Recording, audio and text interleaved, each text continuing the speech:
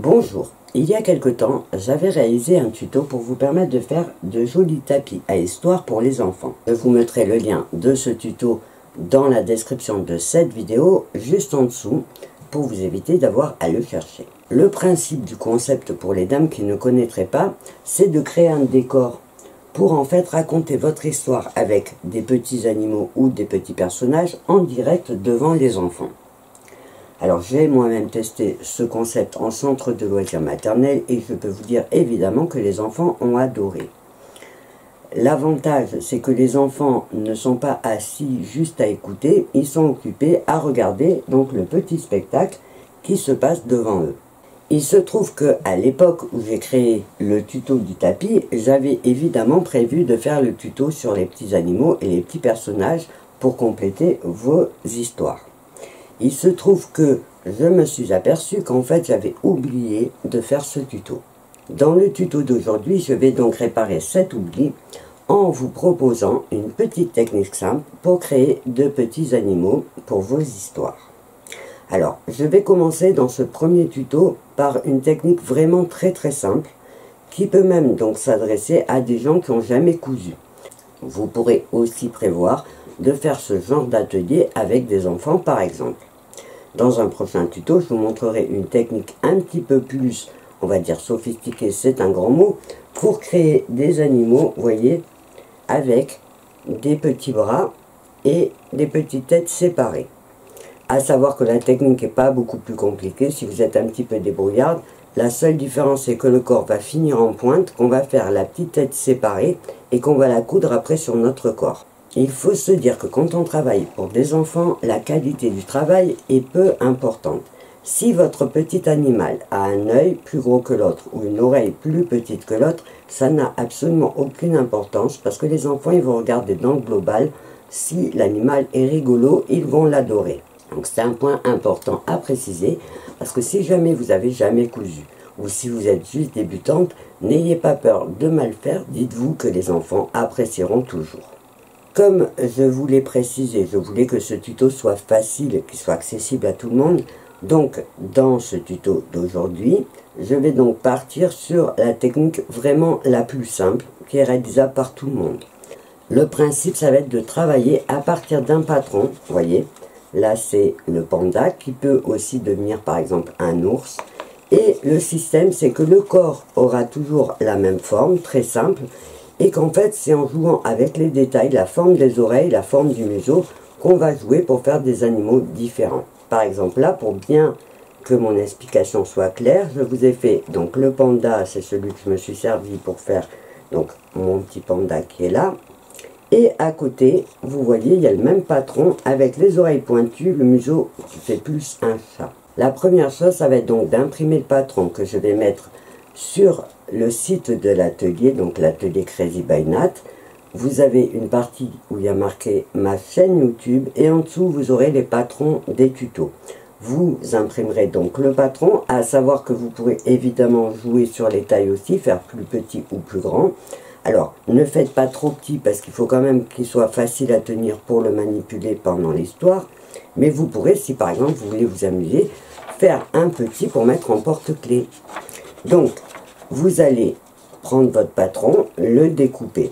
Vous allez prendre un tissu. Moi, j'ai pris un simple tissu blanc qui est de la récupération, c'est des vieux draps.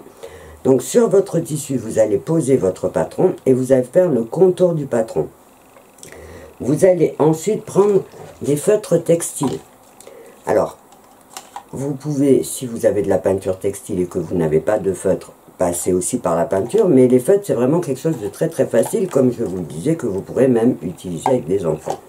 Pour le fixer, il suffira de mettre un coup de fer à repasser, avec la chaleur, l'encre va se fixer. Une fois que vous aurez tracé votre patron sur votre tissu, avant de le découper pour que ça soit plus facile à manipuler, vous n'aurez plus qu'à dessiner au feutre pour mettre les couleurs de votre animal. Une fois que vous aurez fini de dessiner votre animal, il vous suffira de passer un coup de fer à repasser, donc comme je vous l'ai dit, pour fixer les couleurs.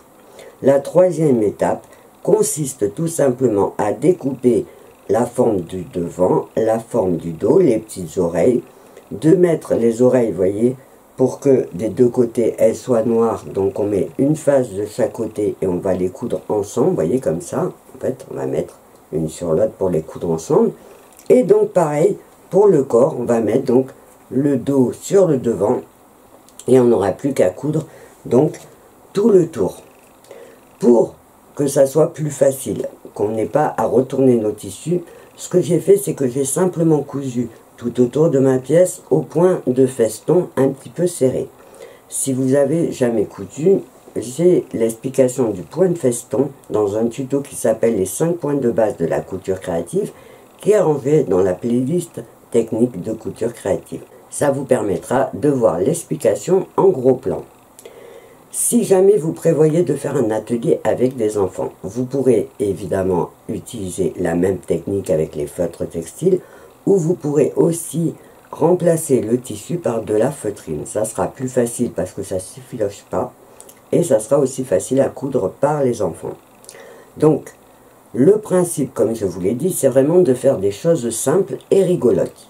La seule chose, c'est qu'il ne faut pas oublier quand on coud tout le tour, de laisser une petite ouverture en haut, de mettre la ouate et de bien pousser jusqu'au bout.